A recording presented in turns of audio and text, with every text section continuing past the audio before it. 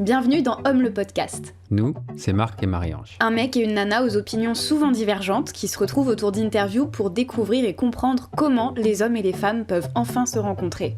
Lui a toutes les caractéristiques de l'homme blanc, hétéro, cis privilégié. Et elle est une petite blonde gentille et féministe. Bref, ils semblent être tous deux des clichés de notre société et pourtant de cette rencontre a germé l'idée d'écrire ensemble une nouvelle histoire du masculin.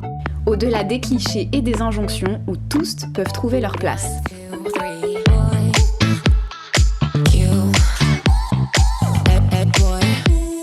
Dans cet épisode, nous accueillons Noémie Delattre, actrice, dramaturge, metteuse en scène et autrice.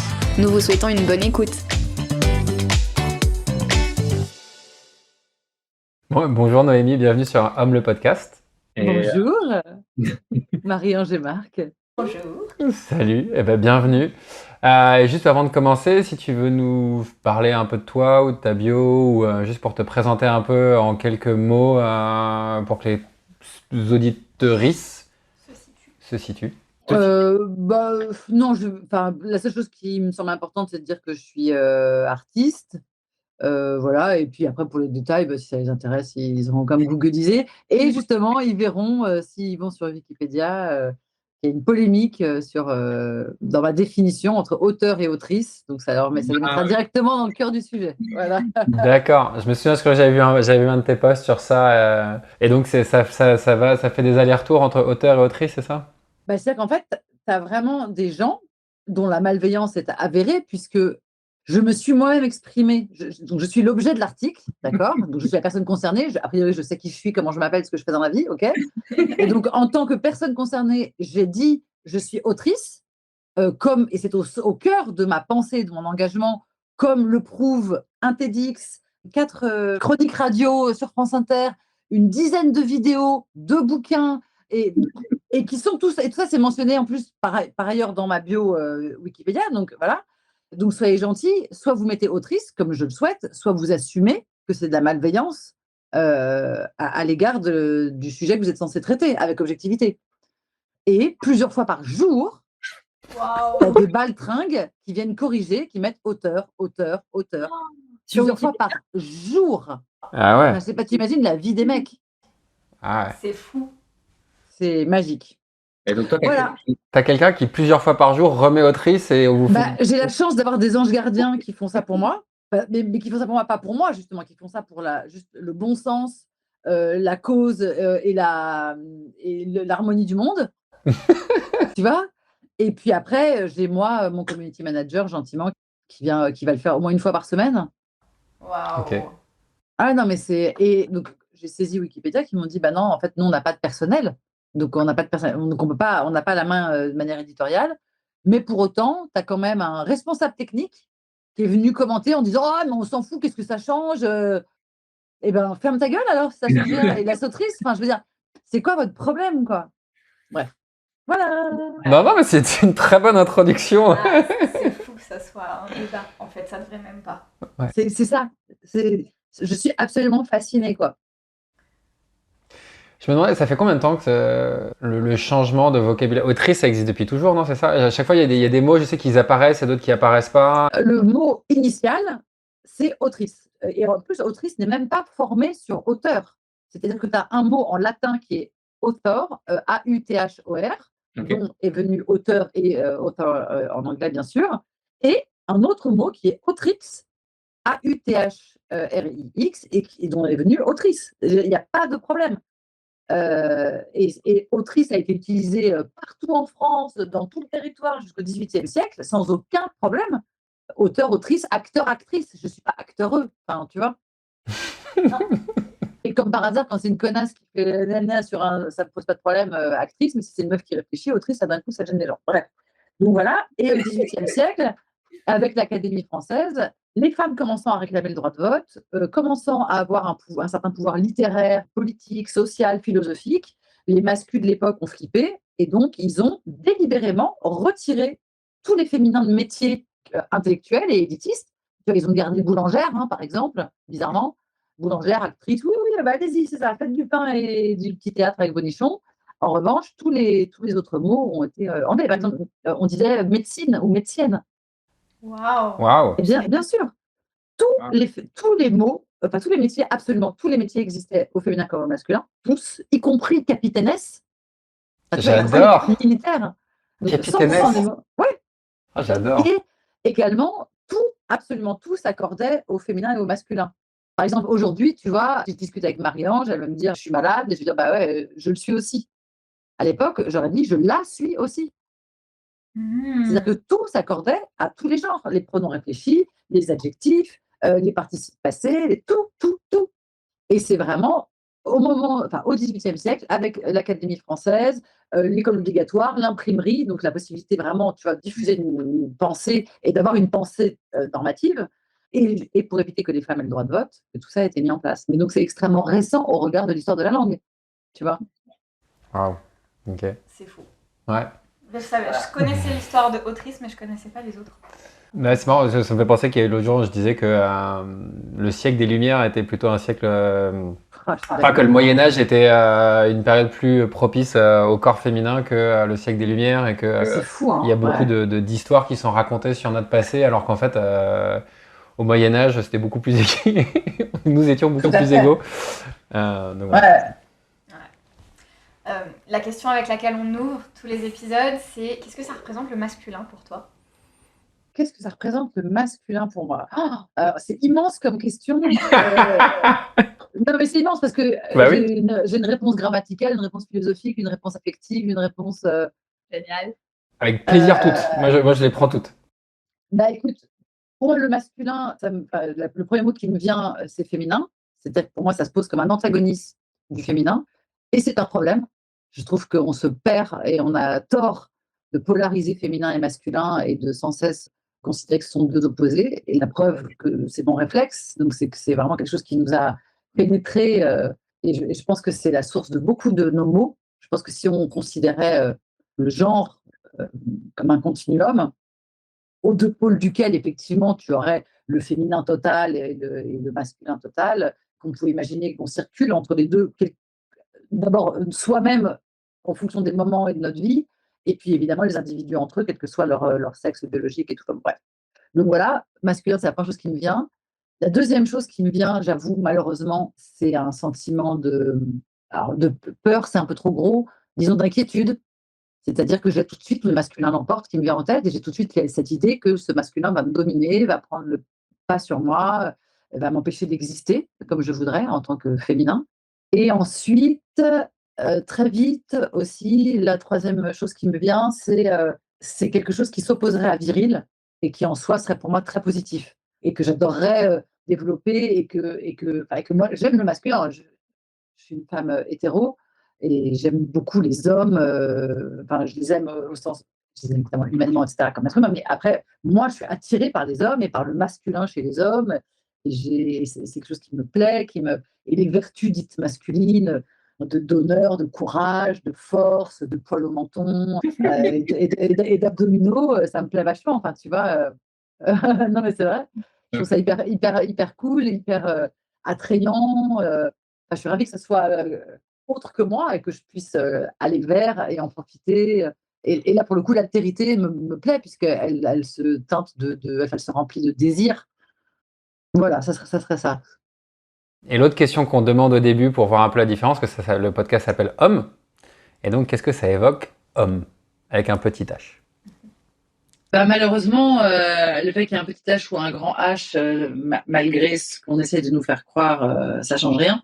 Okay. Bah, la preuve, mon spectacle s'appelle Féministe pour hommes avec un grand H et tout le monde me demande pourquoi est-ce que je m'adresse aux hommes. Mais 100% des gens me demandent pourquoi je m'adresse aux hommes. 100%. Il n'y a pas une seule personne qui a remarqué qu'il y avait un H majuscule. Mon premier bouquin s'appelait Un homme sur deux est une femme, avec une majuscule à homme, et tout le monde m'a demandé pourquoi je parlais des trans, c'est vrai que les hommes sont des femmes. Je dis non, non, non, non, non, je suis un homme, avec une majuscule. Voilà. Donc, c'est pas vrai, en fait. La majuscule n'existe pas, on ne la voit pas. Et homme, ça veut dire le mâle, c'est tout. Et nous sommes le seul pays au monde, y compris les plus reculés en termes de droits des femmes, à utiliser l'appellation droit de l'homme. Tous les autres pays du monde disent droit humain, quelle que soit leur langue. Même les autres pays francophones disent droits humains.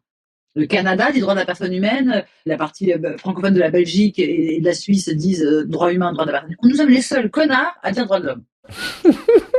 On a encore du taf. Ouais, on a encore du taf. Donc du coup, c'est un mot qui m'exaspère parce que Et pour moi, du coup, il veut rien dire, en fait. Ni il veut dire vous, les mâles, parce que soi-disant il veut dire autre chose, et ni il veut dire l'humanité, parce que c'est faux. Donc il y a un côté, l'homme, pour moi, quand tu me dis homme, je vois une sculpture en marbre blanc devant un machin. Tu vois, c'est un truc qui n'a pas d'existence, et c'est un truc conceptuel. Voilà. C'est un truc conceptuel, patriarcal, dominateur et néfaste. D'accord. Ce qui n'est pas du tout la manière dont je vois les hommes, les vrais, les D'accord. garçons, les mâles. Cool.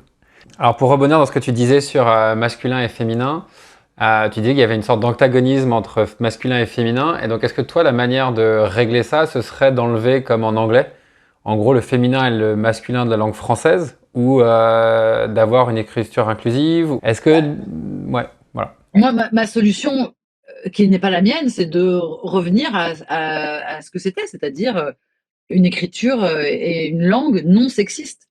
Parce que là, on dit inclusif comme si c'était un truc qu'on créait maintenant. En fait, non. Il y avait une langue française qui n'était pas sexiste, on l'a rendue sexiste au XVIIIe siècle, et maintenant, il faut juste repartir. Tu vois, c'est aussi simple que ça. De la manière qu'on a arrêté de dire bougnoul et youpin, je pense qu'on devrait être capable également d'arrêter de dire. Enfin, tu vois, ça va, c'est possible. On parle plus en ancien franc, on parle en euros. Bon, on a réussi. Enfin, tu vois, ça va aller. Hein. Les dyslexiques vont pas subitement prendre feu parce qu'on dit, parce qu'en plus, le point médian, enfin, j'imagine que vous le savez, mais je le dis pour nos auditoristes, le point médian, c'est 10% de ce qu'on appelle l'écriture inclusive. Quand Racine écrit 5 jours et 5 nuits entières, c'est de l'écriture inclusive. C'est-à-dire qu'il utilise la règle de proximité pour accorder entière, au lieu d'accorder le masculin l'emporte, inclusif. C'est-à-dire, il y a les deux règles d'accord qui ont été utilisées jusqu'au XVIIIe siècle, jusqu'à ce qu'on invente le masculin l'emporte, qui a été inventé à cette époque-là. C'était la règle de proximité et la règle de majorité. Donc la règle de majorité, elle est évidente. En fait, un enfant de 3 ans l'utiliserait si on le faisait pas chier. C'est-à-dire quand tu vois 100 femmes et un homme, bah, tu as envie de dire qu'elles sont belles, c'est juste logique. Et quand tu vois 100 hommes et une femme, tu as envie de dire qu'ils sont beaux. Enfin, c'est juste la logique évidente. Ça, c'est la règle de proximité. Et l'autre règle en cas d'équivalence, c'est la règle de majorité. Tu te casses pas le cul à savoir si dans une énumération à 10 trucs, il y a un mec et que du coup tu dois mettre au masculin. Non, tu utilises le mot le plus proche de l'adjectif. Donc, exemple, la phrase de Racine, 5 jours et 5 nuits entières. Okay. Mais d'ailleurs, c'est comme quand on dit les étudiants et les étudiantes venues nombreuses, c'est ce qu'on fait. En fait, on le fait très souvent. C'est juste que c'est pas ça n'est plus institutionnalisé. Et c'est bien dommage. Et pareil, inclure, c'est tout répéter, dire mesdames et messieurs, dire français et françaises, au lieu de dire les français. Enfin, je veux dire, on n'est pas payé à la ligne, on n'écrit pas à l'encre. Qu'est-ce que ça nous coûte de rajouter un mot tu vois, par exemple, la SACD, Société des auteurs et compositeurs dramatiques dont je fais partie, je leur envoie des courriers incendiaires depuis des années parce que j'en ai marre, en fait, qu'on me dise, cher auteur, voulez-vous machin, voulez venir à la maison des auteurs. La plupart des auteurs sont, mais je vous encule, en fait, je suis autrice. Comment ça se passe? Je vous donne 2% de tout ce que je gagne. Il y a un moment, est-ce que je peux exister 2 secondes? Et là, ça y est. Enfin, maintenant, dans tous leurs courriers, donc ils n'ont pas changé leur vieille formulation, donc ils s'appellent toujours Société des auteurs, c'est toujours la maison des auteurs, etc. Mais bon, on fait les choses petit à petit. Mais la nouveauté est vraiment, et du coup, je leur envoie autant de lettres de remerciements que je leur envoyais de lettres d'insultes avant. Maintenant, chaque courrier dit les auteurs et les autrices, les compositeurs et les compositrices. Chaque courrier dit hommes et femmes. Ça coûte rien du tout. Et ça permet d'abord à des jeunes filles de se projeter dans ces métiers-là. Ça permet aux femmes qui existent de savoir qu'elles existent, en fait, qu'elles sont pas. Voilà. Ça permet aux hommes qui lisent de savoir qu'il y a aussi des femmes qui font leur métier. Ça permet aux gens qui pourraient engager des gens qui écrivent de savoir qu'il y a aussi des. Enfin, la liste est sans fin des bénéfices à faire exister tous les gens qui existent, quoi. C'est génial parce que j'ai fait une licence en linguistique, donc j'ai étudié l'évolution du français au fil du temps. Et pas à un seul moment, on m'a raconté cette histoire d'accord au féminin selon la proximité ou le nombre. Alors que pendant 3 ans, j'ai fait que ça. C'est fou. C'est ouf. C'est fou.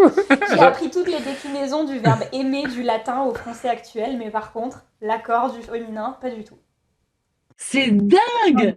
C'est dingue. Et c'était il n'y a pas si longtemps en plus. C'était il n'y a pas si longtemps, c'était il y a 5 ans, quoi. Et j'ai quel cursus dans une école ou une fac J'ai fait une fac de sciences du langage. Oh la vache. C'est fou. C'est dingue. Ok, donc pour toi, ce serait plutôt... Parce que moi, je réfléchis aujourd'hui, par exemple, moi, quand je sais que je parle, je vais dire tous, toutes et tous. Ah, tu dis les 3? Moi, je dis les 3. Dans la même phrase? Dans la même phrase. Parce que pour toi, tous...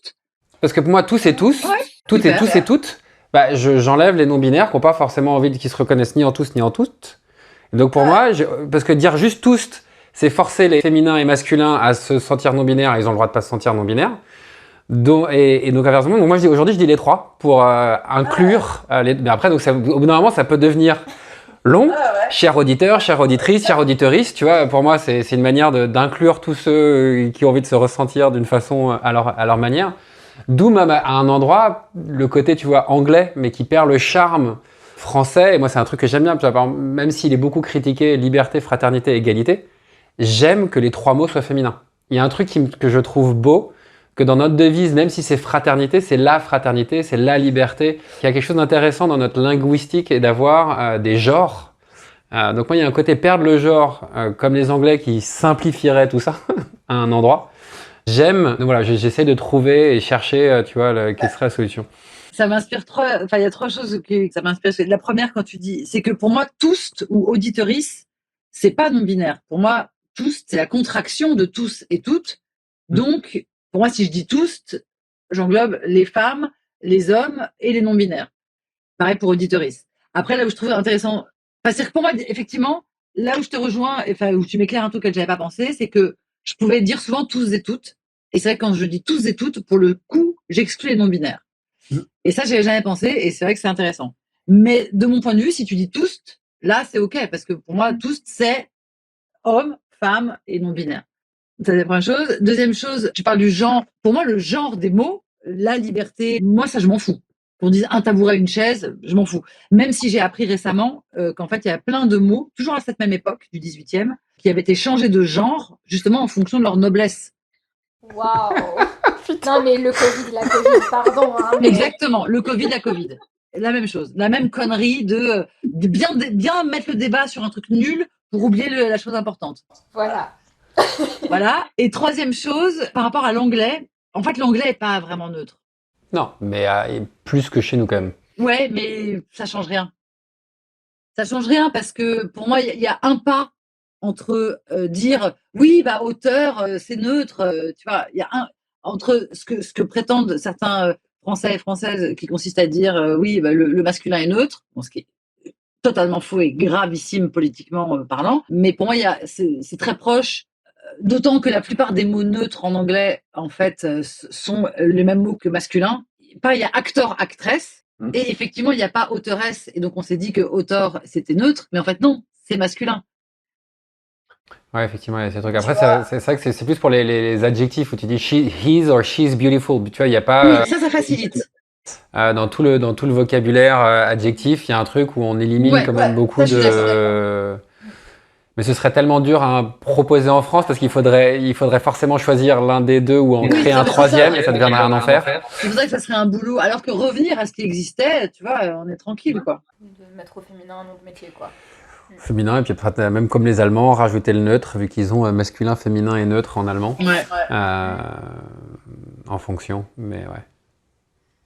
Cool. C'est trop intéressant. Alors après un virage, c'était un peu sur l'épisode, c'était... On commence par la première question. Vas-y. Pour toi, c'est né comment le patriarcat ? Le patriarcat étant un système, et étant donné qu'a priori on n'est pas les cobayes d'entités extraterrestres, ça n'a pas été... Ouais, t'as raison, on sait pas.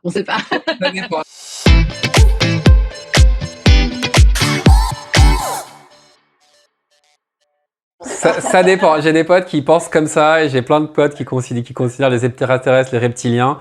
J'accepte que c'est leur réalité à eux. Ce que je veux dire, voilà. c'est que pour moi, il n'est pas né, le patriarcat. Parce que, il n'a pas été... On ne s'est pas réveillé un jour avec des gens qui avaient pensé un système qui... Tu vois, même la démocratie, c'est pas né du jour au lendemain. Et le patriarcat, encore moins, le patriarcat est un système encore plus conceptuel et obscur et informe.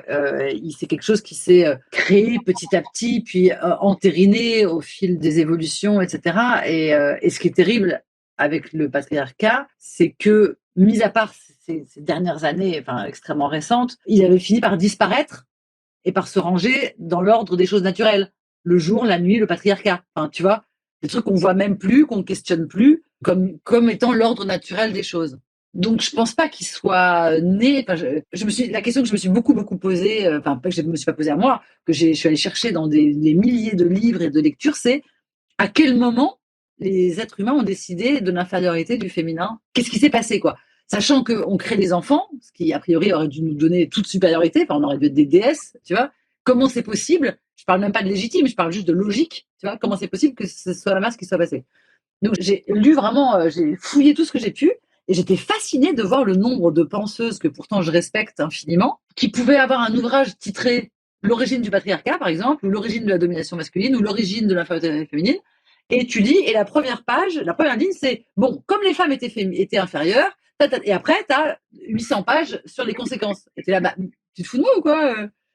Et en fait, j'étais fascinée, mais notamment chez Françoise Héritier, qui est censée être la penseuse de ça.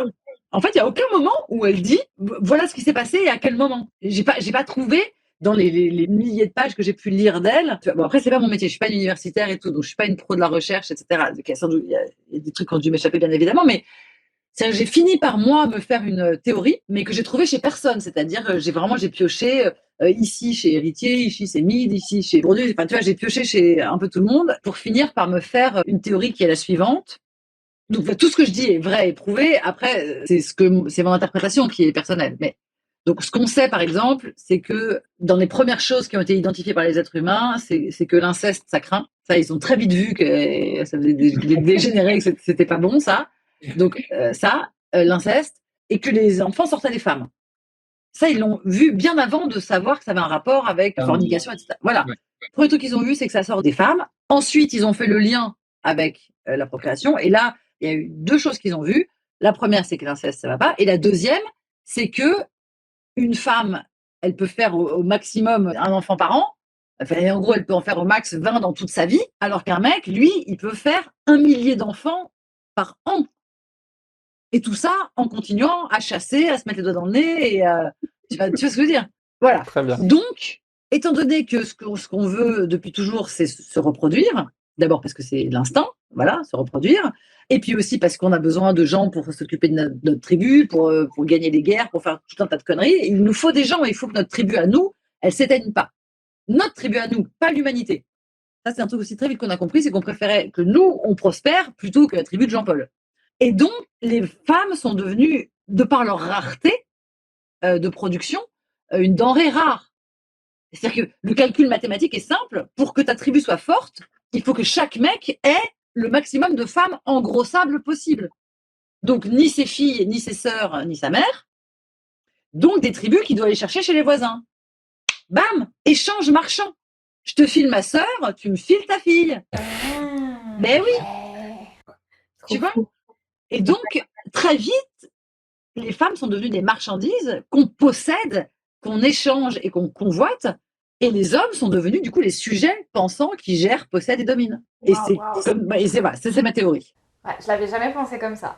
Je crois que j'avais entendu un truc comme ça. Après, moi, je te partage. J'adore justement que tu partages ça. Moi, c'est dans les questions, c'est dans un truc que tu parlais pendant longtemps et ça m'agaçait. Avant que je trouve ma théorie qui me convienne aussi, parce que j'ai lu, j'ai cherché, ça me va pas, parce qu'à chaque fois, moi, l'idée que j'avais, c'était un peu comme Minus et Cortex, tu vois, dans le dessin animé, genre où Minus et Cortex se disent qu'est-ce qu'on fait demain, on va tenter de reconquérir le monde. Et donc moi, dans ma tête, j'avais, je sais pas, à un moment, moins 10 000, les mecs se sont réunis dans un bar PMU de l'équivalent du moins 10 000, et on fait, putain, les mecs, on se fait chier, qu'est-ce qu'on fait demain? Bah tiens, on a servi les femmes.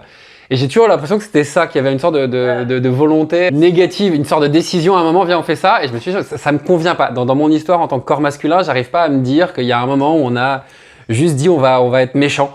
Je suis d'accord, moi non plus ça me convient pas et j'y crois pas. Bah non, moi non plus. En plus, comme tu parlais tu t'as dit ça, t'as parlé du jour au lendemain. Je me dis que c'était intéressant aussi le truc que tu disais sur la déesse. Parce que je peux comprendre la jalousie de l'autre est une déesse, elle donne la vie et donc moi je vais avoir envie de dominer. Que moi j'avais associé sur un autre truc, parce que à déjeuner, on déjeunait ensemble et on parlait d'amour. Et j'ai souvent la sensation que l'amour, qui est pour moi une des plus belles vertus, une des plus belles qualités sur Terre, c'est quand même savoir aimer. C'est associé au féminin, c'est associé à la maternité et que c'est très dépossédé des corps masculins. Et donc pour moi, il y avait un truc où je me dis, putain, je pourrais avoir une jalousie de, putain, elle s'est aimée et moi pas, donc je vais la contrôler. C'était une autre de mes théories que j'avais, mais qui, pareil, elle part un peu d'un truc, j'aime pas quand ça part de la jalousie, j'aime pas, mais ça peut avoir contribué au truc. Il y a sûrement un peu de tout. Et il y a peut-être un peu de tout. Et la dernière, moi, qui était un mélange entre un article féministe et la pensée de Yuval Noah Harari dans Sapiens, où en gros, lui considère que la guerre est apparue au moment de l'apparition de l'agriculture. Et donc justement, d'une capitalisation, une fois qu'on a eu l'agriculture, on est rentré dans un système plutôt capitaliste. Parce que tout d'un coup, comme on n'était plus des chasseurs-cueilleurs, si mon voisin ou la tribu voisine voulait bouffer à mon arbre, je pouvais aller à l'arbre d'à côté, mais une fois que tu as une maison, que tu es planté, que tu as un champ, tu es obligé de défendre ton champ. Donc la guerre est apparue. Donc la guerre est... Ouais. Parce que vas-y. Donc la guerre est apparue, c'est juste pour préciser dans le cadre, la guerre est apparue avec l'agriculture. Et il y avait une autrice féministe, je sais plus, ça fait des années, je suis tombé sur cet article un jour en cherchant sur internet et je l'ai jamais retrouvé, donc je pourrais jamais donner le nom de cette femme. Alors moi, j'ai passé des après-midi à le retrouver. Et elle disait en gros, avec l'apparition de l'agriculture, et si on reprend un peu ce qui se passait chez les Amérindiens, par exemple, c'était les femmes qui construisaient les tipis, qui étaient quasiment en charge de tout, et ça faisait marrer les Amérindiennes quand elles ont vu les Blancs arriver vouloir les aider à construire des maisons. Elles se disaient, mais mec, c'est un boulot de meuf, qu'est-ce que tu veux faire? Je sais pas, va jouer, mais ces tâches-là, tu vois, il y avait certaines tâches qui étaient très masculines pour une pensée blanche, pour les Amérindiens, pas du tout. Et donc, elle considérait que à cette époque-là, les femmes étaient en charge de l'agriculture, de l'élevage, et que c'était elles qui créaient les arts, et donc en gros que les femmes étaient très en charge de ça. Et elle disait en gros que les mecs étaient un peu dans un chômage technique. Et donc moi, mon truc avec humour, je me dis bon, ok, il y a une sorte de chômage pour les mecs en moins de 10 000 parce qu'il n'y a plus besoin de chasser, parce qu'il y a l'agriculture, mais il y a besoin de défendre le village. Et donc les mecs ont pris le rôle de je vais défendre et je vais mourir pour protéger le village. Et donc malheureusement, ce truc que j'aime pas forcément, mais je vais protéger les femmes et les enfants. Et que pour moi, le patriarcat est né dans une dérive entre protéger et dominer. Parce que pour moi, souvent, quand tu veux protéger quelqu'un, tu prends une sorte d'ascendant et tu le vois entre parents-enfants. Et donc pour moi, le patriarcat est créé avec la guerre. Et une dérive de vouloir, je vais protéger quelqu'un et moi, je vais sacrifier ma vie. Donc quand je rentre à la maison, occupe-toi de moi. J'ai mérité de te dominer. J'ai mérité. Écoute, je me suis pris un coup d'épée dans le ventre. Est-ce que tu peux me faire des pâtes? Ce serait sympa. Bon, à l'époque, je pense qu'ils n'avaient pas des pâtes. Et ce que j'ai constaté aussi, c'est que le mouvement féministe au XXe a vraiment explosé avec les guerres quand les femmes ont repris, quand les hommes sont partis et qu'elles ont pu aller au travail. Et aussi, il y a eu un vrai mouvement dans le Flower Power où il y avait un mouvement très féministe et très anti-guerre. Contre la guerre du Vietnam, et il y avait tout un truc entre l'amour et arrêter de faire la guerre. Et pour moi, il y a vraiment un lien entre la création de la guerre et le patriarcat. Et à partir du moment où il y a des guerres, il y a, entre guillemets, je sais pas, j'aime pas ça, mais c'est une énergie masculine et on a besoin de défense. Et que le patriarcat vient aussi être une énergie masculine qui vient gérer ou tenter de gérer un monde violent et de guerre. Et que pour moi, quand la guerre arrêtera, il y aura plus besoin de patriarcat et il y aura plus besoin d'avoir une énergie masculine qui vient tenter de nous protéger et ensuite nous dominer. Voilà, c'est une idée. Après, ça m'intéresse d'avoir ton opinion, Sur ce que tu viens de dire? Ouais. Ben non, parce que là, c'est très riche. T'as dit au moins, il y a 15 sujets différents. Si je reprends dans l'ordre de ce que tu as dit, par rapport à l'agriculture, ça justement, ce qui s'est passé à partir de l'agriculture, que ce soit Silvia Federici qui l'explique très très bien dans Caliban et la sorcière, que ce soit toutes les historiennes, les chercheuses, Margaret Mead, c'est peut-être Margaret Mead d'ailleurs qui parle des Amérindiens, je sais pas, tu peux regarder. Donc tout ça, oui, ça, il n'y a aucun doute, tout ça, à partir de ce moment-là, en gros, c'est très renseigné, on sait très bien tout ce qui s'est passé, comment ça s'est mis en place, etc. Mais tu me demandes l'origine du patriarcat, et ça, c'est pas l'origine du patriarcat. Ça, l'origine du patriarcat, elle est bien antérieure, bien antérieure. Et c'est là-dessus que je peine à trouver vraiment des informations. Ça, c'est la première chose. Ensuite, un autre truc, c'est que tu as parlé de plein de choses avec lesquelles je suis toute d'accord, mais qui, pour moi, ne sont pas l'origine du patriarcat. Ne serait-ce que parce que, en termes de chronologie, c'est bien plus tard. Ça arrive bien plus tard, tu vois. Et ça date de quand? Alors, juste pour l'avoir, ça date de quand pour toi l'apparition du patriarcat? Parce que moi, je le datais en moins 12 000 avant notre copain Jésus-Christ. Comme je te disais, comme c'est pas vu du jour au lendemain, on peut pas dater. Il n'y a pas une apparition. Ça a commencé à apparaître à la fin. Tu vois. Mais pour moi, le patriarcat prend ses origines dans la domination masculine. Donc, ce qu'il faut savoir, c'est à quel moment la classe des hommes s'est mise à dominer la classe des femmes, ou à quel moment la classe des femmes s'est soumise à la classe des hommes. Après, tu vois ça comme tu veux. En tout cas, à quel moment on a déjà... Parce que pourquoi est-ce qu'on a séparé entre féminin et masculin? On aurait pu aussi séparer le monde entre, je sais pas, les jeunes, les vieux. On aurait pu séparer le monde entre les yeux bleus, les yeux noirs. On aurait pu séparer le monde entre les gentils, les méchants. Enfin, on avait mille manières de séparer le monde, et non, on a décidé de séparer le monde entre féminin et masculin. Déjà, je trouve ça hallucinant. Enfin, j'aimerais bien, tu vois, comprendre mieux pourquoi. Et je pense que la réponse est en partie dans ce que j'ai expliqué justement sur la procréation, etc. Et ensuite, une fois qu'on a séparé le monde sur la base du sexe, ce qui s'appelle littéralement le sexisme, on a décidé effectivement de hiérarchiser les deux en mettant tout ce qui est du côté masculin au-dessus de tout ce qui est du côté féminin. Pourquoi, comment, etc. Mais ça, pour moi, c'est vraiment aux origines de l'humanité. Et c'est de là que petit à petit, comme je te disais, au fil des événements historiques, dont l'agriculture, dont la sorcellerie, dont les guerres, dont les pestes, parce qu'il y a ça aussi. C'est qu'à la fin du Moyen-Âge, l'Europe était décimée par les pestes et les guerres, et il fallait repeupler l'Europe. Donc il fallait faire des enfants, des enfants, des enfants, des enfants, des enfants. Et là, ça marque un cap très dur, de grand durcissement de la domination masculine, avec les ecclésiastes, etc., et les médecins qui reprennent tout le pouvoir qui était aux femmes. C'était, comme tu le disais très bien, les femmes s'occupaient de plein de trucs. Les femmes s'occupaient des naissances, des maladies, du contrôle des naissances, des avortements, des règles. Les femmes qu'on a appelées plus tard les sorcières pour pouvoir mieux les brûler avaient une connaissance infinie dans le corps des femmes en particulier et le corps humain en général, etc. Et sauf que quand il a été question de repeupler l'Europe vite, il n'était plus question que les femmes contrôlent leur corps, contrôlent leur naissance. Il fallait qu'elles enfantent. Donc on a brûlé les sorcières, brûlé leur savoir. Et on a inventé la gynécologie, médecine des femmes, interdite aux femmes. Est-ce que c'est pas génial? Interdite aux femmes. La première discipline en Europe qui était interdite aux femmes, c'est la gynécologie. C'est dingue. C'est quand même magique. Ouais. Pour être sûr que les femmes procréent. Donc voilà, ça veut dire qu'après, il y a plein d'étapes qui ont durci et engrammé un peu plus le patriarcat comme un système avec de plus en plus de verrous, avec de plus en plus de niveaux, avec de plus en plus de domaines d'action, etc. C'est-à-dire que ce qui, pour moi, au départ, était une histoire vraiment de survie de l'espèce et de pouvoir de procréation, a pris, en fonction des étapes historiques, dont celle que tu as citée, ça je suis tout à fait d'accord, et a pris de plus en plus de pouvoir. Et en plus de ces étapes historiques, et là où je te rejoins complètement, et j'avais jamais pensé à ce truc, mais ça me parle beaucoup, cette histoire de protéger, dominer, et qu'effectivement, je suis tout à fait d'accord qu'on voit énormément à l'œuvre dans les rapports parents-enfants, que je trouve terrifiants tels qu'ils sont institutionnalisés dans nos cultures. Et, enfin, je comprends même pas qu'on s'étonne en fait que nos sociétés soient sexistes et patriarcales vu comment on élève nos enfants. Je comprends pas comment tu peux dire à un enfant mange ta soupe et le prendre par la main comme ça et lui faire des bisous sur les mains de son avis et après t'étonner que les mecs plus grands, plus forts fassent pareil sur les femmes. Bon, bref.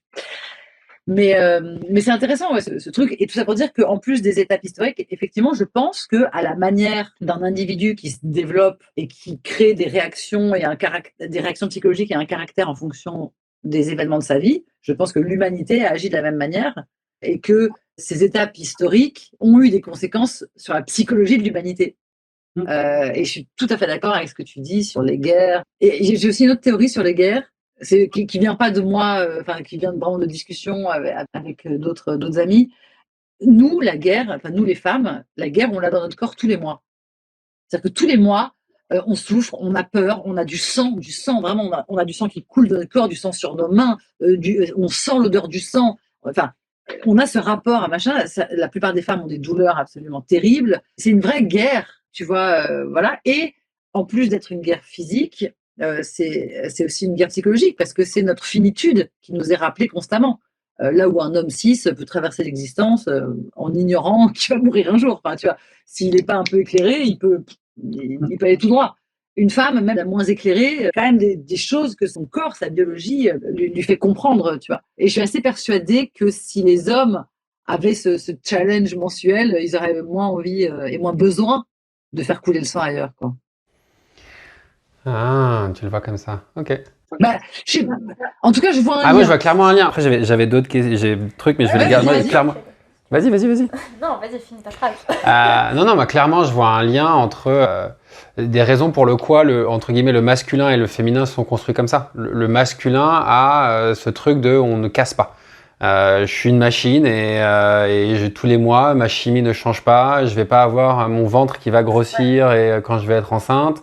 Le masculin a ce côté effectivement plus rugueux et plus droit. Et le féminin va avoir ce truc qui est plus propice aux émotions, à amener mais un chaos dans le bon sens du terme. Dans la vie, elle est changeante. C'est le beau chaos, quoi. C'est le beau chaos de on ne sait pas ce qui est prévu et demain on ne sait pas ce qui va arriver et c'est chouette.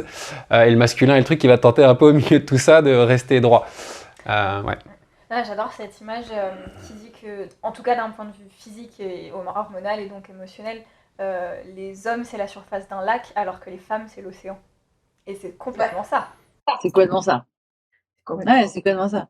Moi, ce que non, mais malheureusement, en plus, cette biologie d'un homme qui avance tout droit et d'une femme qui avance de manière quasiment concentrique, en tout cas circulaire, je trouve que malheureusement, c'est quelque chose qu'on retrouve beaucoup dans l'agencement des couples hétéros, où tu as un mec qui trace sa route, fait sa carrière, vit sa vie, et puis tu as une meuf qui tourne autour, comme ça. Bisous, tu vois, enfants, ménage, foyer, vacances, week-end, bisous, baisers, tu vois.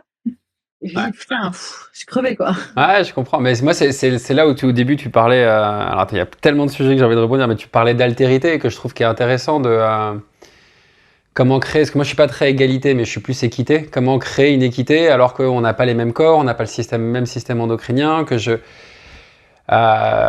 moi, sur le fait de couler le sang, j'aime cette idée, enfin j'aime l'image que effectivement j'ai pas du sang qui coule donc je vais aller faire couler à côté, mais moi ça naît de comme mon corps ne m'échappe pas, je peux être tout le temps en contrôle et donc il y a ce truc très masculin de pouvoir se dissocier de leur monde émotionnel.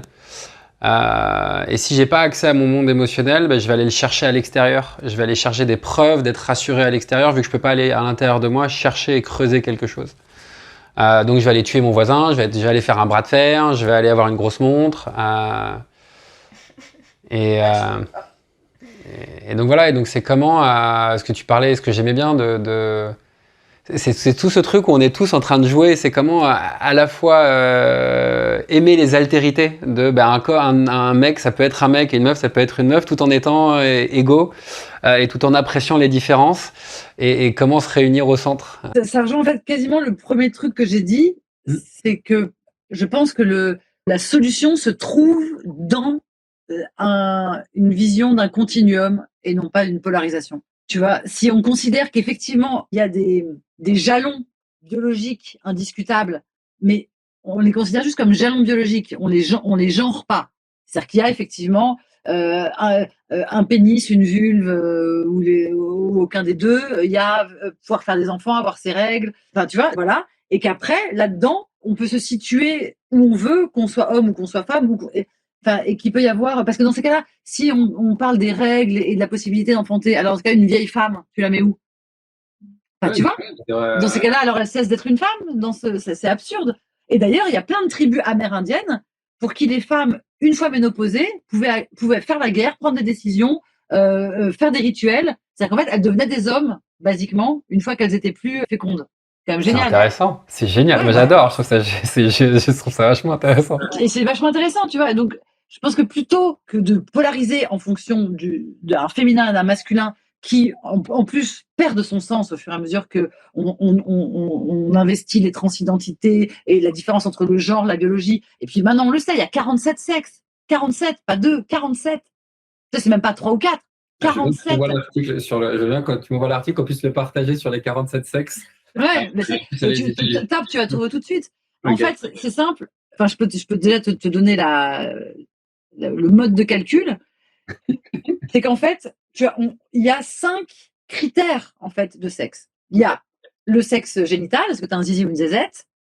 Il y a le sexe hormonal, est-ce que tu as des œstrogènes ou de la testostérone? Il y a le sexe chromosomique, est-ce que tu as 2X ou XY?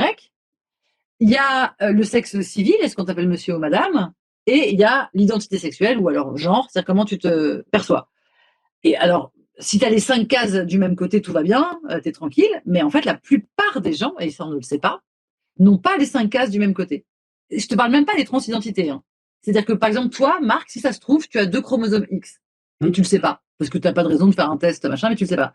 Ou alors, toi, par exemple, Marie-Ange, tu le sais pas, mais en fait, tu as un taux de testostérone qui te classerait du côté des hommes si tu devais faire une compétition olympique. Et donc, en fait, on s'est rendu compte que c'était pas si simple que ça, que tu pouvais avoir une zézette et que tous les autres croix soient du côté masculine. Et donc, on fait comment? En plus, c'est 5, donc on peut pas faire de moitié. Enfin, on peut, tu vois. Voilà. Et donc, si tu fais ce calcul-là, donc c'est pas exactement 5 fois 5, puisque, voilà, mais en gros, ça fait qu'il y a 47 sexes possibles. Donc, dès lors, ces avancées biologiques, tu vois, ces avancées scientifiques, au-delà même des avancées philosophiques qu'on est en train de faire sur les transidentités, elles invalident complètement cette idée de polarisation du genre. Ça n'a plus de sens, quoi.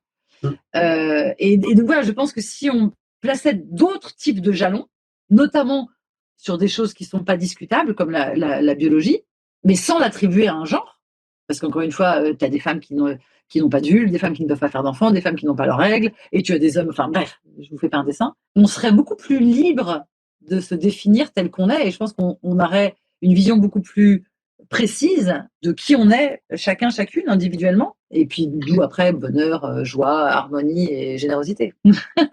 Ouais. Ah, moi, c'est toujours une lutte, les moments où je me sens plus queer, les moments où je m'habille et que tout d'un coup, je me fais rattraper par mon... Ouais. Mais tu es un très bon exemple, Marc. Enfin, oui. on se connaît un peu avec Marc. Et pour moi, tu es un sujet de réflexion passionnant. Non, mais parce que tu as des choses tellement masculines en toi et des choses tellement féminines. Enfin, genre, c'est tellement fort dans les deux cas. Et on te voit passer de l'un à l'autre. Et dans un autre monde, tu serais si heureux. Dans un autre monde, tu serais un dieu. Et là, dans ce monde-là, bah, du coup, c'est parfois compliqué, quoi. Et je vois bien que parfois, c'est chiant parce que tu te retrouves coincé à des endroits où tu devrais pas l'être, en fait. Tu devrais pouvoir, tu vois, déployer tes ailes tranquillement. Ça serait si beau, quoi. Ah, mais grave, j'en rêve, hein, les moments où je sens que un bout de ma personnalité et de mon identité me rattrape. Je dis, putain, c'est relou, quoi.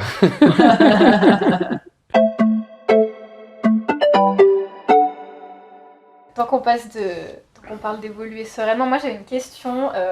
On en parlait ce midi pendant la pause déj. Alors déjà, c'est une question en deux temps. Déjà, qu'est-ce qui t'a donné envie de venir dans un podcast qui s'appelle Homme?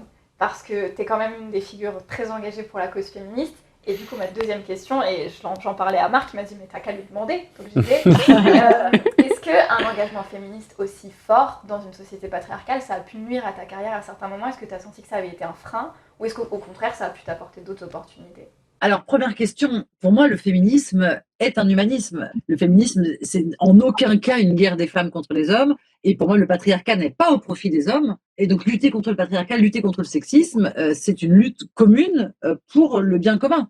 Enfin, je veux dire, le patriarcat, il ne défend que les mâles, virils, blancs, hétéros, cis, valides, sans calvitie, sans handicap et sans bedaine. Autant vous dire, ça fait un paquet quand même d'entre vous qui galèrent, quoi. Donc, tu vois, je veux dire, on a quasiment tous et toutes intérêt à lutter contre le patriarcat. Il faut une pression colossale aux mecs, ces injonctions de virilité sont terribles. Enfin, pour moi, être féministe, c'est comme dire je suis antiraciste. Antiraciste, ça ne veut pas dire que je veux que les Noirs tuent les Blancs sur le reste. Non. Être anti-homophobie, ça ne veut pas dire... Et alors, je ne sais pas pourquoi, c'est quelque chose qu'on peut comprendre sur toutes les causes, sauf le féminisme. Quand on dit que je suis féministe, on est toujours soupçonné de collusion avec des féministes. Enfin, c'est là... Non, ça va. Enfin, je vous remercie. En plus, je suis hétéro, j'ai vécu avec des hommes toute ma vie, j'en adore, j'en ai fabriqué un. Bref, c'est tellement absurde de devoir même se justifier de ça que. Mais bref, donc féministe évidemment et passionnée. Et donc, si aujourd'hui il faut réfléchir à nouveau la féminité, la condition des femmes, ça peut pas se faire sans réfléchir les nouvelles masculinités et la condition de l'homme avec un petit H. C'est impossible. Il faut évidemment revoir tout ça. Je ne sais pas si vous avez lu cette étude de, je me souviens plus de son prénom, mais son nom de famille c'est Pétavin, sur le coût de la virilité. La virilité coûte, selon son étude, 32 milliards d'euros par an à la France. 32 milliards d'euros. Ça m'intéresse de savoir ce qu'il met dans les coûts. C'est intriguant parce que c'est un gros chiffre, mais après, ça m'intrigue de savoir. J'ai envie de dire. Ça va hyper vite. 97% des auteurs de violences sexuelles et de viols sont des hommes. 88% des auteurs d'accidents de la route sont des hommes. 95% des prisonniers sont des prisonniers. Donc, ce que ça coûte en justice, milieu carcéral, sécurité sociale, machin, etc. Enfin, c'est colossal. C'est-à-dire que les conduites à risque, toute cette virilité en fait qui est inculquée aux petits garçons et qui les pousse à faire de la merde plus tard quand ils sont grands, 32 milliards, quand même dingue. C'est-à-dire, enfin, et je trouve ça génial parce que ça montre à quel point tout le monde bénéficierait d'une éducation différente. Et sans parler, je sais pas si vous avez lu aussi un ouvrage qui est merveilleux qui s'appelle Le mythe de la virilité d'Olivia Gazalet, et où elle décrit par le menu toutes les tortures que subissent les petits garçons depuis la nuit des temps, et particulièrement chez les Grecs, en vue de les rendre virils, quoi. Et je vois même mon propre fils aujourd'hui, en 2022, je vois très bien les tatis dans la cour de récréation, machin, etc., engueuler des gamins parce qu'ils n'ont pas le droit de pleurer. Mais tu vas pas pleurer? Tu arrêtes de pleurer, oui! Et je vois un petit gamin de 3 ans avec ses petites boucles comme ça, qui regarde. Et je me dis, mais c'est de la torture, en fait. C'est de la torture. Ce mec devrait aller en prison. Et ça, c'est en 2022, en France, à Paris, et tout le monde est OK avec ça. Enfin, je veux dire, c'est le monde dans lequel on vit. Un monde dans lequel c'est OK de maltraiter des petits garçons juste parce qu'ils ont osé être des enfants, être sensibles, être humains, être. Bon. Donc voilà pourquoi, évidemment, je viens dans un podcast qui s'appelle Homme, parce que ça me passionne, parce que je suis prête à tout pour encourager des initiatives, pour penser des masculinités non toxiques, pour penser des rapports hommes-femmes harmonieux, pour visiter toutes ces questions-là. Enfin, évidemment que ça me passionne au plus haut point. Et aussi parce que je suis la mère d'un petit garçon, justement, et que ces questions qui me passionnaient déjà avant, là maintenant, c'est même pas qu'elles me passionnent, en fait, c'est qu'elles sont.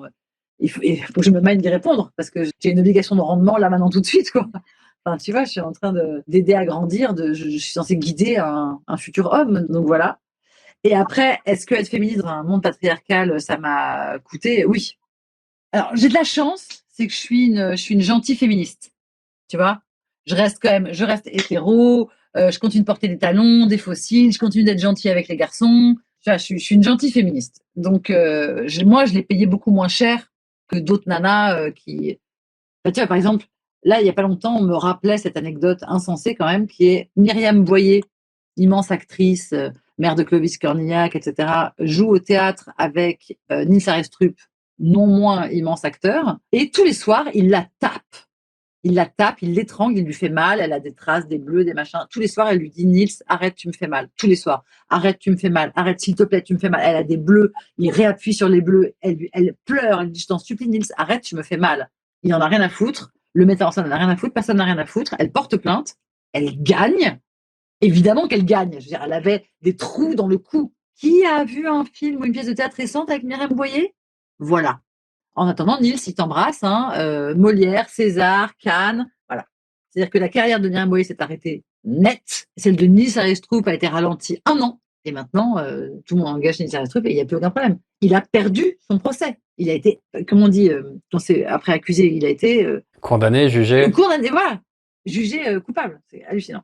Donc voilà, et moi, à ma plus petite échelle, même si je suis une féministe gentille et que je fais pas trop peur aux mecs parce que je continue de les regarder comme une petite fille avec des grands yeux, parce que j'ai bien compris aussi que j'ai bien compris que c'était ça mon ticket d'entrée. J'ai quand même, je me suis quand même fait virer de France Inter l'année des élections présidentielles parce qu'on m'a dit, tu comprends, cette année on va parler politique. Je faisais la chronique féministe.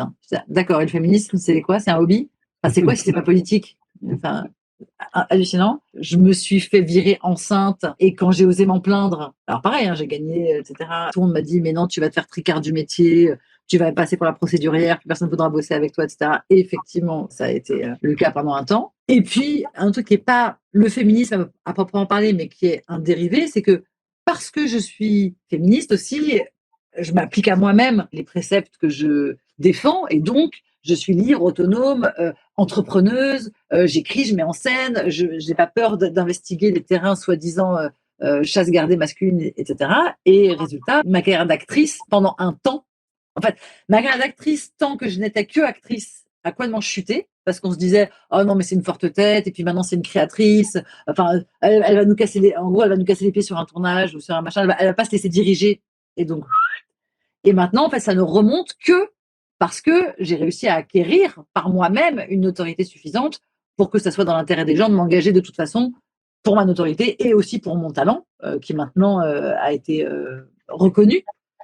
Mais tant que j'avais pas ça pour contrebalancer, j'ai eu une traversée du désert de 4-5 ans comme actrice, qui ont correspondu pile au moment où j'étais à France Inter et où je défendais justement une autre image de la femme, une image qui n'est pas effectivement l'actrice qui attend devant son téléphone qu'un producteur daigne l'appeler pour ou la baiser ou la faire tourner. Ouais. C'est un côté pas rassurant du tout quand on lance un podcast qui s'appelle Homme, tout va bien. Elle a des petites inquiétudes plus que moi. Moi, je crois qu'à un endroit, je suis inconscient sur les conséquences que ça peut avoir sur, Toi, tu es chef d'entreprise. sur mon métier. Oui, bah, après, j'ai des métiers publics aussi parfois, mais moi, j'ai Oui, pas mais de... on va pas se mentir, ça coûtera beaucoup moins cher à Marc, qui est un homme hétéro, qu'à toi, Marie-Ange. Enfin, en vrai, c'est sûr. Mais très honnêtement, je pense pas que ça te coûtera quoi que ce soit, parce que ça vient pas contre. Moi, ce qui était compliqué, c'est que j'étais actrice. Ouais. Tu vois, si j'avais pas été actrice, j'aurais subi comme tout le monde le sexisme, comme tu le subis, comme tout le monde le subit. Enfin, voilà, c'est la vie, tu vois. Mais payer le fait d'être féministe à proprement parler, non, je pense que tu le paieras pas. On verra, j'espère. Quel âge tu as, c'est pas indiscret? J'ai 25 ans. Non, tout va bien se passer. Ouais. Non, après, moi, c'est plus à un endroit que par moment, je viens titiller ou challenger des idées, ou dans le patriarcat ou dans le féminisme. Et donc, c'est plus par moment quand je viens titiller des choses dans lesquelles une pensée est pas ambiante et dans lesquelles c'est aujourd'hui les gens peuvent se faire cancel quand tu dis quelque chose qui est pas.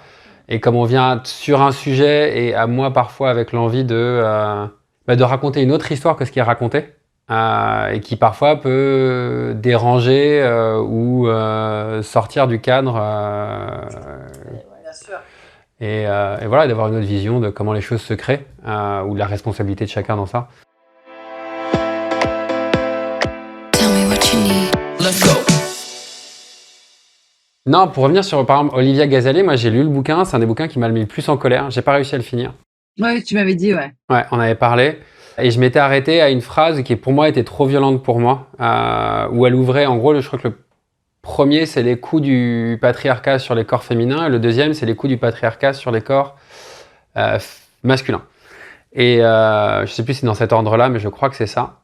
Et même si tu vois, je voyais beaucoup dans la pensée quelque chose d'intéressant, à un endroit, moi je me sentais attaqué. Il y avait quelque chose où je sentais qu'il y avait, alors je sais pas comment le dire, j'aime pas le mot misandre, mais il y avait un truc, il y avait une colère à un endroit. Pour moi, que je ressentais, j'avais du mal à passer outre cette colère et à entendre le message. Et l'endroit où pour moi ça a été très violent, c'est au début de la seconde partie, elle dit, pendant longtemps on a pu dire tous les hommes ont asservi les femmes. Et elle dit aujourd'hui on pourrait dire tous les hommes ont toujours asservi tous les hommes et toutes les femmes. Et moi dans le tous et le toujours, il y a quelque chose que je trouve trop violent, trop agressif de mettre un tous et un toujours comme si il n'y avait jamais eu d'avant patriarcat et que tous les hommes y contribuaient à asservir. Après, on a tous des biais et on est tous conditionnés, pour moi, hommes et femmes, à se comporter.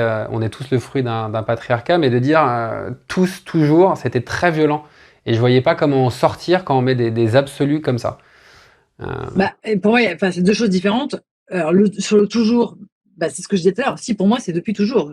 Pour moi, la domination masculine, elle est depuis toujours, pour de vrai. Il n'y a pas un avant. Il n'y a pas un avant, et s'il y en a un, c'est des amis, mais on n'est pas concerné. Enfin, je veux dire, en tout cas, si on parle de l'ère postmoderne, je pense qu'on peut considérer le toujours sans que ça soit ni réducteur, ni agressif, mais juste comme peut-être un petit abus de langage, mais qui me semble vraiment acceptable, tellement le pourcentage d'erreurs est faible. Et quant à tous, alors je comprends hyper bien. Alors déjà, deux choses. La première, c'est que t'avoir rencontré et les discussions qu'on a eues m'ont ouvert une fenêtre qui pour moi est vraiment hyper importante. Hyper importante. Alors je sais, ça se trouve, tu vas pas du tout te retrouver là-dedans et tu vas dire mais non, c'est complètement faux, je suis pas du tout ça. Peut-être, mais en tout cas, moi, ça m'a ouvert un truc super, c'est de comprendre, de réaliser que pour des hommes, que tu peux être un homme blanc, hétéro, riche, beau, tu vois, cocher toutes les cases de tous les privilèges, et pour autant avoir eu une enfance affreuse, pour autant pas avoir eu l'amour de tes parents, pour autant avoir été abusé, pour autant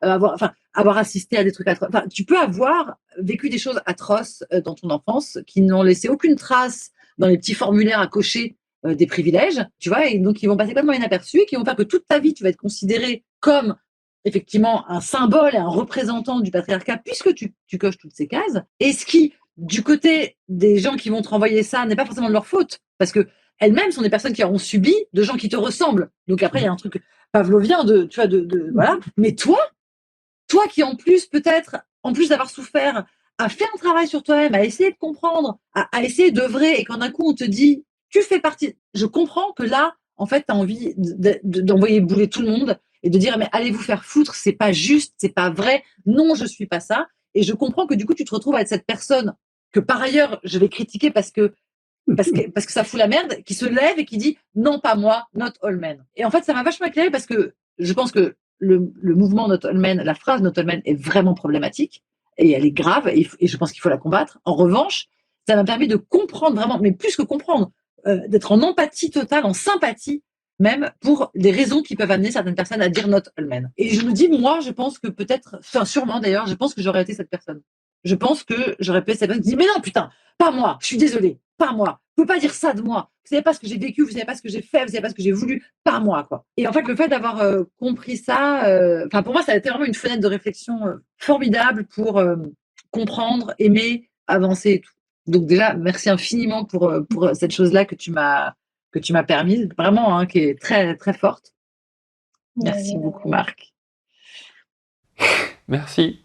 Je suis très émue aussi. Et ça rend d'autant plus compliqué cette autre chose que j'ai comprise, mais qui est vraie aussi, et que je peux m'appliquer par exemple en tant que blanche par rapport au racisme, c'est que si, je pense que toutes les personnes blanches, toutes, moi y compris, vous y compris, sont en partie responsables du racisme. Et je pense que toutes les personnes non femmes, non binaires, machin, sont en partie responsables du sexisme. Responsables dans la mesure où, moi, ça fait des années que je dis je suis pas raciste, mais peu importe, en fait, ça change rien. Tant que je continue de bénéficier de mes privilèges sans les remettre en question, sans me dire sur chaque chose que je possède, sans me dire, et peut-être que je la possède un peu parce que je suis blanche, tant que je n'agis pas concrètement autant que des personnes non blanches pour cette cause-là, alors je suis, certes dans une moindre mesure comparée, certes, mais je suis en partie responsable. Et au moment où je dis que je suis en partie responsable, là, j'abaisse vraiment mon niveau de responsabilité. Mais en fait, tant que je ne le dis pas, alors je le suis vraiment. Enfin, tu vois, c'est un peu. Et je pense que c'est pareil. Je pense qu'il faut admettre que la classe des hommes domine la classe des femmes. Et que c'est important d'accepter son appartenance à l'une ou l'autre des classes. Et je suis d'accord. Si j'étais cet homme que j'ai décrit, je ne sais pas si j'en serais capable. Très sincèrement, je ne sais pas si j'en serais capable. Je ne sais pas au bout de combien d'années de travail, d'efforts, je ne sais pas grâce à quelle magie. Et si j'en étais pas capable, eh ben, ça serait OK, quoi. Ouais. Ouais. C'est génial parce que hier, on avait Grégory Pouy du podcast Blanc. Pareil. Et c'est des discussions qui ne sont pas préparées. On a un petit peu anticipé des questions, mais pas du tout toutes. Et on en est arrivé au même sujet du not all men, et la conclusion qu'on avait c'était la même, c'est-à-dire qu'on ne peut pas dire not all men, en fait c'est tout le monde, et c'est même pas que les hommes, c'est tout le monde, et qu'en fait on a tous des biais qui sont liés à la façon dont on a grandi, la façon dont on a été éduqué, la société dans laquelle on vit.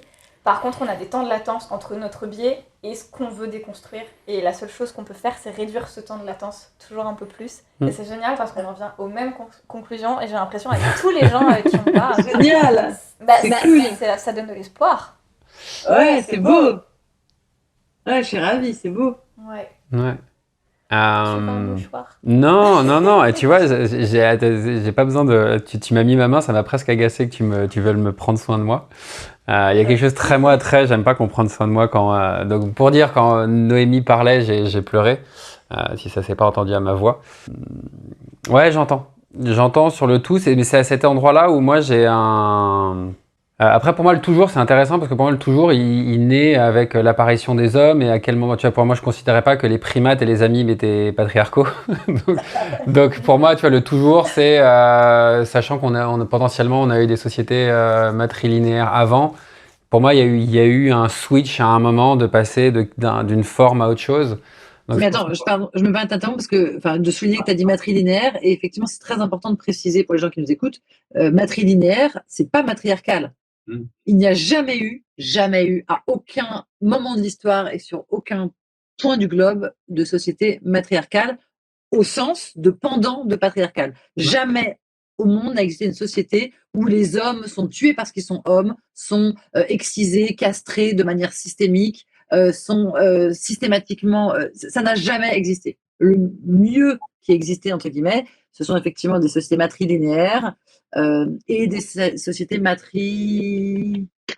ne me souviens plus, il y a un autre terme, mais où en gros, tu pouvais transmettre les richesses par la mère, le nom par la mère, où certaines femmes étaient admises dans les conseils de guerre et où les tâches étaient réparties, en tout cas pas selon la même séparation qu'aujourd'hui. Mais Ouais, mais j'entends. Mais après, pour moi, il y a eu pour moi un shift entre ces sociétés plus. Alors, j'aime pas ce que je disais tout à l'heure, mais avant. J'aime pas ce mot primitif, mais avant.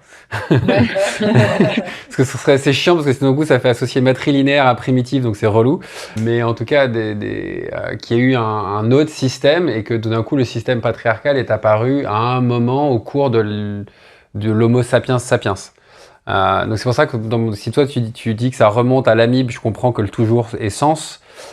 Pour moi, c'est plus si quand on était Homo sapiens, ça n'existait pas et qu'à un moment ça existait, le toujours veut dire que... En fait, pour moi, dans le toujours, c'est comme s'il y avait une fatalité et une impossibilité d'en sortir.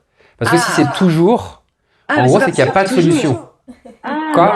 Pour moi, s'il y a toujours, c'est-à-dire qu'il y a, c'est dans la génétique des hommes de dominer, et à ce moment-là, pourquoi est-ce qu'on se fait chier, tu vois ? Si c'est toujours, pour moi, il n'y a pas de solution. Et ça m'énerve parce que c'est me dire que je suis voué en tant que corps masculin par ce toujours génétiquement à être violent. Et donc c'est pour ça que j'aime pas ce toujours, qui moi m'enferme à... Ok. Je suis tout à fait d'accord. Cool. Et après sur le tous et toutes, moi c'est une réflexion, tu vois, c'est... Après, j'aime pas les exemples parce que parfois on se prend, mais tu vois, entre. Alors, on va prendre un exemple particulier, mais qui est, tu vois, entre une femme blanche pendant l'esclavagisme et un esclave noir, ou être entre un jeune homme de banlieue et même l'une de vous deux, il y a quand même un truc où ça a l'air d'être plus sympa d'un point de vue social. Mais oui, mais non, mais justement, bravo, merci pour tes exemples. C'est que malheureusement, à côté de l'esclave homme noir, il y avait une esclave femme noire. Et à côté du jeune de banlieue, il y a une jeune de banlieue. C'est ça dont on te parle. C'est-à-dire que quel que soit le contexte que tu prends, il y a des femmes. Les femmes sont la moitié de l'humanité. Donc il y a des femmes chez les handicapés, des femmes chez les queers, des femmes chez les pauvres, des femmes chez les esclaves, des femmes chez les primates, il y a des femmes partout. La moitié de l'humanité. Donc chaque problème que rencontre un homme, dans un contexte précis, une femme va rencontrer le même problème en pire, parce qu'elle est femme.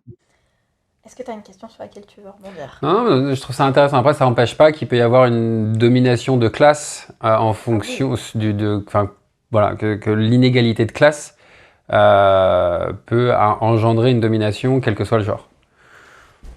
Oui, sauf qu'elle sera plus cher payée par les femmes de la classe dominée que par les hommes. Ok, est-ce que pour moi, à un endroit, les deux plus grandes inégalités, pour moi, après c'est peut-être parce que justement j'ai cette légèreté de pouvoir ça, c'est l'argent et la beauté.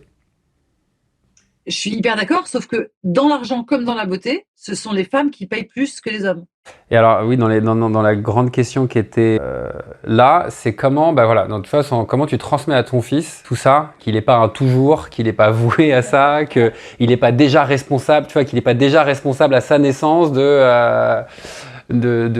malheur, ou enfin pas du malheur, mais de l'inégalité homme-femme et des violences faites aux femmes à la seconde où il est né. Là, pour le coup, pour moi, mon fils, c'est un enfant avant d'être un homme. Donc là, il est dans la catégorie enfant. Oui, mais à un moment, Oui, mais du coup, pour l'instant, il n'a pas du tout. Je ne fais pas peser une seule seconde ça sur lui parce que je ne le ressens même pas. Pour moi, il est dans la catégorie enfant, donc il est plutôt dans une catégorie de dominé. Même si, effectivement, je vois qu'entre les enfants, et sachant ce qu'on vient de dire, il fait partie des dominants, puisque les enfants garçons dominent les enfants filles. C'est pas de leur faute. Les maîtresses leur donnent la domination, les parents leur donnent la domination, les profs de judo leur donnent la domination, les livres leur donnent la domination et les dessins animés leur donnent la domination. Et les règles de grammaire leur donnent la domination. Donc, tu vois. Mais en revanche, là, moi, pour l'instant, je considère... Alors, peut-être que je suis une maman et que je suis de mauvaise foi et que je vais le considérer comme un enfant jusqu'à ce qu'il ait 90 ans. Mais en tout cas, je sais pas si c'est objectif ou pas, mais en tout cas, pour l'instant, pour moi, c'est un enfant et ça prime sur son genre. Okay. Ceci dit, ça correspond aussi à quelque chose que je défends par ailleurs, que j'ai toujours défendu avant d'être maman. J'ai toujours trouvé absurde de sexuer les enfants avant l'adolescence. Pour moi, jusqu'à l'adolescence, t'es un enfant. il ne devrait pas y avoir de distinction aucune. Ils devraient aller dans les mêmes chiottes, ils devraient aller dans les mêmes cours. Tant qu'il n'y a pas de puberté, et pour moi, il n'y a pas de sexuation et c'est aberrant de les séparer. Ouais, tu vois, par exemple, moi j'avais ce truc et je pense que je l'ai toujours, et c'est pour ça que j'ai une part de moi a du mal à devenir complètement adulte. C'était un jour je deviendrai ce monstre. Un jour je deviendrai un homme, et donc je deviendrai. Et donc il y a une part de moi qui a longtemps refusé de devenir adulte parce que c'était refuser cette image. C'est bouleversant ce que tu dis. Non, c'est vrai, et je suis sûrement pas le seul, c'est terrible, effectivement. Et c'est pour ça que moi, il y a un endroit où j'ai envie d'adresser ces toujours et ces tous, où j'ai fait putain, mais je fais quoi? Moi, je suis né, donc c'est quoi, le jour où j'ai 18 ans, je suis responsable de tout. Et je suis là, genre, bah, je fais comment? Enfin, tu vois, j'ai rien demandé, je suis juste né dans un corps. J'ai pas envie de devenir adulte parce que j'ai pas envie de. J'avais peur, voilà, d'être un violeur, d'être un pédophile, tout. Enfin, j'étais terrorisé de ça. Maintenant, j'ai intériorisé que j'avais la potentialité en moi, que j'avais de la violence, que j'avais du sexisme, que j'avais du racisme, de l'antisémitisme. Enfin, j'ai tout en moi. Et maintenant, à moi de savoir ce que j'en fais et comment je ne l'exprime pas, parce que je peux pas faire autrement.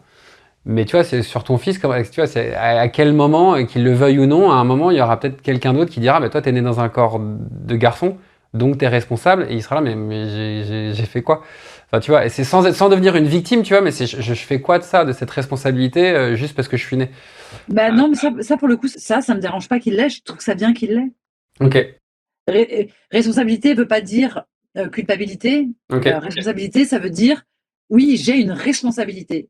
Je suis née dans un corps de dominant. En plus, mon fils, il est blanc, privilégié. Mon fils, c'est toi, Marc. Hein. Je sais, on s'est rencontrés, je sais. Voilà. Donc, il a tout pour, s'il fait pas gaffe, il a tous les outils pour devenir un parfait connard, s'il le souhaite. Enfin, tu vois. Donc, oui, pour moi, il a cette responsabilité. Mais de la même manière que moi, en tant qu'adulte, j'ai une responsabilité envers lui en tant qu'enfant. J'ai une responsabilité. Je dois être exemplaire. Je dois lui transmettre les. Enfin, je sais bien que si on s'engueule et que je crie aussi fort que lui, je le défonce. C'est une responsabilité. Je mesure 2 fois sa taille et 3 fois son poids. C'est une responsabilité, que je le veuille ou non. Et ça veut pas dire que je suis coupable et que je suis mauvaise. C'est juste une responsabilité. Et effectivement, mon fils devra savoir qu'il a cette responsabilité de savoir que si il est en concurrence avec une femme pour un poste, c'est lui qui va l'avoir alors qu'il ne sera pas forcément meilleur. C'est une responsabilité. Il doit savoir ça. Donc, il doit soit faire en sorte que ça soit aplani les égalités, et s'il n'y arrive pas, il doit dire à cette fille, j'ai pas eu le poste parce que je suis meilleure, je l'ai eu parce que je suis un homme. Et il doit se dire dans sa glace, j'ai eu ce poste parce que je suis un homme, pas parce que. Il doit le savoir. Et effectivement, d'une certaine manière, j'attends de lui qu'il compense ça. Tu vois, pas qu'il paye au sens, mais qu'il compense. Okay. Et c'est ça que j'appelle la responsabilité. Ok, j'entends. À ce moment-là, la responsabilité, elle amène à la conscience, en fait. Ouais. Mais on a tout un débat sur l'importance de la responsabilité à table. Et moi, je suis un fervent advocat de...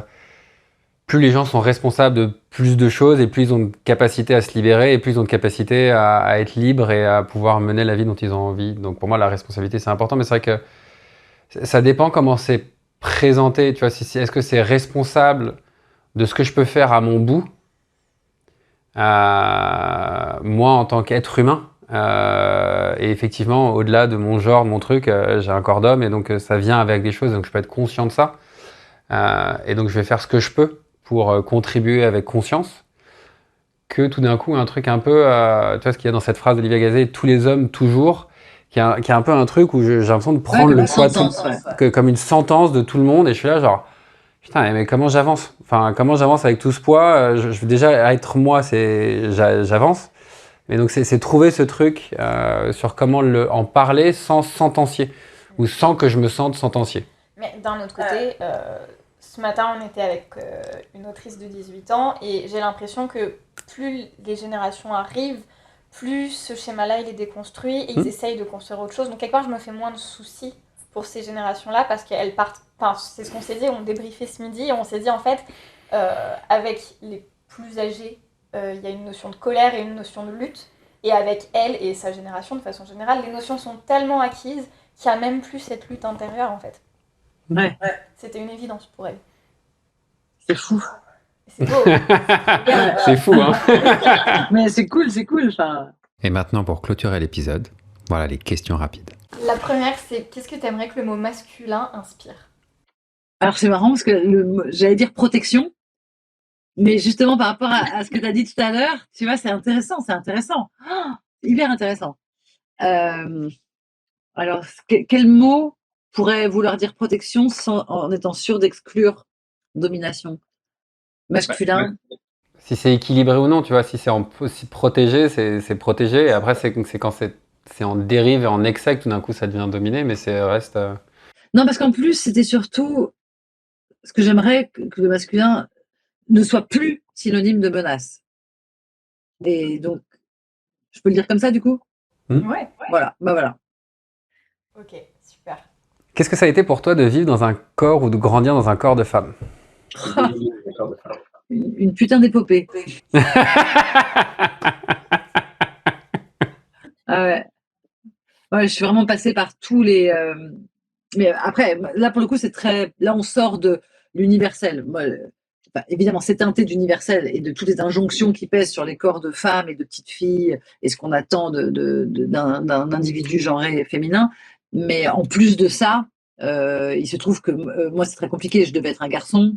Enfin, vraiment, je m'appelais Arthur. Enfin, je devais être un garçon. J'étais attendue comme un garçon. C'était important que je sois un garçon. Et c'était une horrible déception que j'en sois pas un. Et j'ai quand même du coup été élevée comme ça, jusqu'à ce que la société et la biologie me rattrapent. Donc ça a créé une espèce de, tu vois, de. Donc moi j'en ai vraiment beaucoup, beaucoup chié justement. J'ai toujours été persuadée que même à des moments où pour les autres j'étais genre l'emblème de la féminité, genre j'étais une femme fatale et tout, il y avait des gens qui, tu vois, qui m'admiraient pour ça. Moi, j'étais persuadée d'être une espèce de monstre hybride, torve et bossue, un peu dégoûtante et gauche et gourde et masculine. Mais j'en étais persuadée. Tu me réveilles la nuit et tu me demandais à quoi tu ressembles et je dis, tu vois. Ouais, ouais. Et c'est très, très récent, en fait, que j'arrive à faire la paix avec qui je suis, et, tu vois. Donc, une vraie épopée, ouais. Celle qui n'est pas écrite. Celle qui n'est pas écrite. Et est-ce que t'es arrivé à un moment d'avoir envie d'être dans un corps d'homme? Jamais. Jamais, au contraire. Ah non, surtout pas. C'était la pire chose. En fait, j'avais l'impression d'être déjà dans un corps d'homme. Donc, surtout pas, surtout pas. J'ai tout fait. Je me suis épilé les poils au laser, je me suis fait mettre des faux seins, des faux cils, j'ai fait tout ce que j'ai pu pour justement me différencier d'un corps d'homme que j'avais l'impression d'avoir. J'avais toujours l'impression que j'étais trapu, musclé, poilu. Voilà. En revanche, c'est une expérience que j'aimerais beaucoup faire, l'expérience du drag king. Et faire vraiment, enfin je voudrais faire avec un ou une professionnelle, c'est-à-dire que je voudrais vraiment, tu vois, faire, enfin, tu vois, bander les seins, avoir un packing, des faux poils, me trouver des vrais vêtements à ma taille, mais masculins. Et en fait, c'est pas tant pour la sensation interne, mais j'ai très envie d'aller dans la rue en homme, savoir qu'est-ce que c'est que d'être dans l'espace public en homme. Qu'est-ce que c'est que d'être dehors et pourtant à l'abri des regards? Qu'est-ce que c'est que d'être exposé et pourtant en sécurité? Qu'est-ce que c'est que passer inaperçu tout en prenant de la place? Très impatiente. Ouais, il y a plein de trucs à faire. Moi, j'ai des copines qui ont des godemichets avec des sexes pas en érection. Parfois, Ouais, elles c'est se ça, promènent packing, avec... ouais. Ouais, des trucs comme ça, et que je trouvais ça très cool. Et après, moi, j'ai une copine qui anime une retraite pour femmes, où c'est que sur l'énergie masculine. Pendant toute une semaine, elles sont que dans leur masculin, elles explorent tout le masculin, et ça a l'air charmé. Ouais, grave. Canon. Quelles seraient les premières mesures que tu prendrais, que ça soit d'un point de vue politique, économique, culturel, social, pour tendre vers une égalité, si tu pouvais? L'éducation. Les deux choses primordiales, ça serait la première chose, mais ça serait l'éducation des enseignants-enseignantes, à travers notamment une première règle qui est l'abolition du masculin l'emporte. Et donc, forcément, avec ça, forcément la formation qui va avec et qui, pour moi, suffirait à changer vraiment la donne dans le corps enseignant. Et du coup, forcément, j'ai l'impression qu'avec une seule chose, en 10 ans, on a changé, on a réglé la moitié du problème, en fait. Tu vois? J'ai vraiment l'impression que ça serait prendre le truc à la base. Je suis d'accord. Cool. Qu'est-ce que tu dirais à ton toi de 5-6 ans? Ou à ta toi? Alors là, c'est compliqué. C'est compliqué. Là, c'est trop perso en ce moment.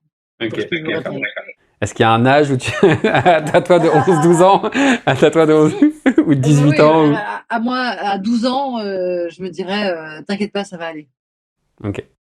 C'est fou, tout le monde dit ça. Bah ouais, mais c'est cool. Trop Ah bien. ouais? Bah ouais, c'est marrant. C'est dingue. On parlait du fait qu'on a chacun une énergie qui peut être très masculine, dirigeante, qui fonce, qui est ambitieuse, etc. Et aussi une énergie plus féminine. C'est quand la dernière fois que toi tu t'es sentie équilibrée là-dedans? Je ne pourrais pas te dire c'est quand la dernière fois que, dans la mesure où c'est pas du tout ponctuel. C'est tout l'inverse. C'est un travail colossal, justement fruit de cette épopée dont je parlais tout à l'heure. Et je suis en train d'arriver à ça, et pour le coup de manière durable. Enfin, ça sera la dernière et la première. Je suis en train vraiment d'équilibrer ça. Et ce qui est marrant me concernant, c'est qu'à la fois, je pense que c'est un chemin que chacune et chacun doit faire et a intérêt à faire et fait. Mais il se trouve qu'en plus, c'est dans ma mission de vie, c'est dans mon karma. C'est-à-dire que absolument toutes les personnes que j'ai vues, chamanes, voyantes, hypno, médium, tout ce que tu veux que j'ai vu, astro, tout le monde m'a dit la même chose. Tout le monde m'a dit que, il y a plusieurs choses qui sont revenues quasiment chaque fois, mais notamment cette chose-là qui est la réconciliation du yin et du yang chez vous est fondamentale parce qu'elle va occasionner une réconciliation globale, générale, de tout votre entourage, voire de votre société. Enfin, après, la portée de ça ne dépend que de vous, mais que votre mission de vie pour les autres et pour vous-même, c'est ça. C'est une très belle conclusion, je crois. C'est canon. Et dernière question, juste pour finir, si tu as une actu ou quelque chose dont tu voulais partager en ce moment ou quelque chose ou Oui, si un seul truc, je fais 1000 trucs comme d'habitude, mais là, ce qui me tient vraiment à cœur, c'est mon livre qui s'appelle Journal et qui justement relate vraiment cette aventure, ce parcours, quoi, ce chemin vers soi-même à travers les injonctions masculines, féminines qui nous barrent la route, quoi. Cool, Génial. canon. Super. Merci beaucoup. Merci Noémie. Merci à vous, c'était un plaisir, vraiment. Grave. Merci d'avoir écouté cet épisode. Si vous souhaitez soutenir le podcast et nous aider à le diffuser plus largement, nous vous invitons à nous laisser 5 étoiles sur votre plateforme d'écoute. Vous pouvez aussi nous retrouver sur Instagram pour suivre les actualités du podcast et nos partages autour de lectures et de découvertes en lien avec ce sujet. On se retrouve jeudi prochain pour un nouvel épisode de Homme le podcast.